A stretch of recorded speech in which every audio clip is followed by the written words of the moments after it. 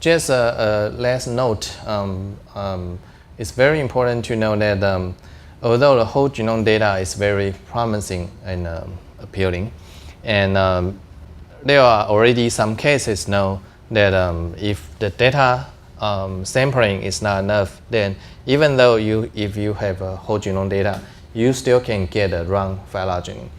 And this is a very famous example on the study of the Amberetta, the most basal group of the angiosperm.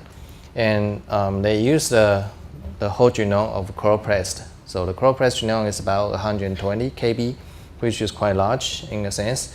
So for the whole genome data, then we're going to resolve the phylogenetic positions of Amberetta or angiosperm as a whole.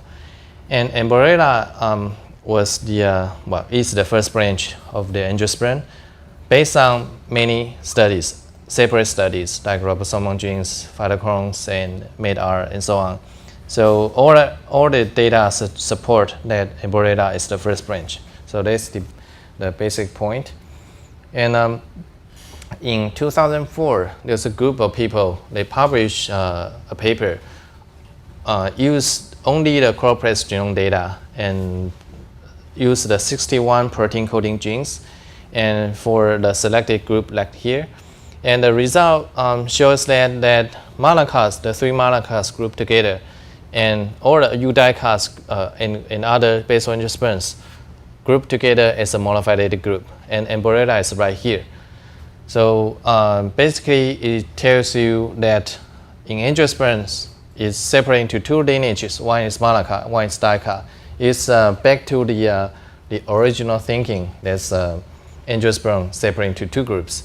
But this is against all the recent data published for the past 20 years. So what is the problem? And since they got all the protein coding genes for the chloroplast, supposedly should be very informative. So there are several further studies trying to evaluate the problem. And first, they separate those data sets and to study, like if we use the first and second codon position, then the phylogeny would be similar in here. But if we apply the gamma ray distribution into the analysis for the substitution model, then the phylogeny total change a lot. Then Amberetta become the first group. So we just change the gamma rate distribution.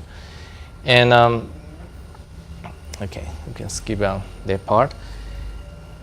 And then they add up another taxa from monocots and basically want to break down the long branch right here. And we add up a chorus.